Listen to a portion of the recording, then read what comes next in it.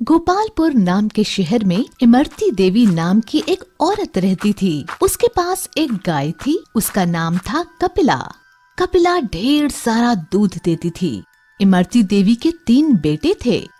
एक दिन इमरती देवी ने तीनों बेटों को अपने पास बुलाया और कहा, आ गए तुम लोग, आओ आओ बैठो। आपने हमें बुलाया माँ? हाँ बेटा, तुम लोग तो जानते हो मैं कपिला को बहुत प्यार करती हूँ। हाँ माँ, बिल्कुल जानते हैं। बेटा, जैसा कि तुम सब देख रहे हो मैं बूढ़ी हो गई हूँ। हाँ माँ, तो बोलो, कुछ कहना चाहती हो? सुनो, अब मेरी तबीयत ठीक नहीं रहती। ना जाने कब यमराज के यहाँ से बुलावा आ जाए। ऐसा मत कहो माँ, आपकी कोई इच्छा हो तो बताओ। वो देखो, कपिला एक अच्छी और दुधारू गाय है। अभी तक हमारे घर का खर्चा इसी के दूध को बेचकर चलता था। मैं चाहती हूँ कि मेरे जाने के बाद भी इसे कोई तकलीफ ना हो। ये ऐसे आदमी के पास रहे जो इसका ख्याल अच्छे से रख सके। हाँ माँ, ठीक है। आप ये गाय हम में से किसी एक को दे दो, वही इसकी देखभाल करेगा। नहीं, एक को क्यों? इस पर सबका बराबर अधिकार है। हाँ, इसे किसी अच्छे किसान को बेचकर मिले हुए पैसे हम सब में बराबर बांट दो। नहीं, मैं इसे नहीं बेचूंगी। फिर क्या करोगी माँ? मैं इसे तुम तीनों में बराबर बांटना चाहती हूँ। तीनों में? ये कैसे हो सकता है? हाँ माँ, तीनों में वो कैसे? तीनों माँ की ओर देख रहे थे। देखो, सप्ताह में 7 दिन होते हैं और तुम 3 लोग हो, तो बारी बारी से एक एक दिन गाय को अपने पास रखना। इस तरह वो तुम सबके पास 2-2 दिन रहेगी। जिस दिन जिसके पास गाय होगी उसको दाना पानी भी वही देगा और उस दिन के दूध पर भी उसी का हक होगा। हाँ, जिसके पास कपिला सबसे ज्यादा खुश देखूंगी उसी को दे दूंगी। फिर 7वें दिन क्या होगा? बताती हूँ। 7वें दिन कपिला को मंदिर के पुजारी जी के घर में भिजवा दिया करो, जिससे वहां के दूध की खीर बनाकर ठाकुर जी को भोग लगाया जा सके। फिर उस दिन दाना कौन देगा?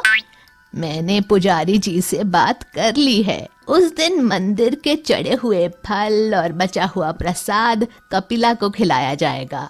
ठीक है माँ, जैसा आप कहो। तुम सबसे बड़े हो, इसलिए सबसे पहले वे तुम्हारे घर रहेगी। ठीक है माँ, जैसा आप कहो। उनके कहे अनुसार तीनों भाई एक एक दिन गाय को अपने पास रखने लगे। मैं दूध निकाल लेता हूँ और गाय को खाने के लिए कुछ नहीं दूंगा। वैसे भी कल मंझले भाई के पास जाएगी तो वो खिलाएगा ही। आज मेरा नंबर है। मैं तो दूध निकालूंगा। गाय को खाना देना जरूरी नहीं है। कल बड़े भैया ने तो खिलाया ही होगा और कल छोटा भाई भी खिलाएगा। तो मैं ना खिलाऊं तो किसी को कानो कान खबर भी ना होगी। 2 दिन से खूब खा रही हो कपिला, ज्यादा खाना नुकसान करता है। आओ, आज सिर्फ दूध दो मुझे। इसी तरह तीनों भाई दूध निकालते और उसे खाना कोई नहीं देता, लेकिन पुजारी जी कपिला को अच्छे से भरपेट खाना देते। इमरती देवी देख रही थी कि कपिला धीरे धीरे कमजोर होती जा रही थी। आखिर उन्होंने सोचा क्यों ना कारण पता लगाया जाए और बारी बारी से तीनों बेटों के घर जाकर जांच की। सबसे पहले बड़े बेटे के घर जाती हैं और छुप कर देखती हैं। आओ कपिला, मैं आज जल्दी में हूँ, दूध निकाल लेता हूँ। वैसे भी कल मंझले भाई के पास जाओगी तो वो खिलाएगा ही, तब ज्यादा खा लेना। मंझले बेटे के घर। खाना देना ज्यादा जरूरी नहीं है, पर पैसों की बड़ी जरूरत है। आज दूध बेचकर कमाऊंगा। कल बड़े भैया ने तो खिलाया ही होगा और कल छोटा भाई भी खिलाएगा। तो मैं ना खिलाऊं तो किसी को कानो कान खबर भी ना होगी। हमेशा की तरह। छोटे भाई के घर देखती है। 2 दिन से खूब खा रही हो कपिला, ज्यादा खाना नुकसान करता है। आओ आज सिर्फ दूध दो मुझे। तीनों जगह इमरती देवी को यही देखने को मिला। कपिला की ये हालत देखकर इमरती देवी बहुत दुखी हुई और उन्होंने सोचा मंदिर जाकर भी देख लिया जाए।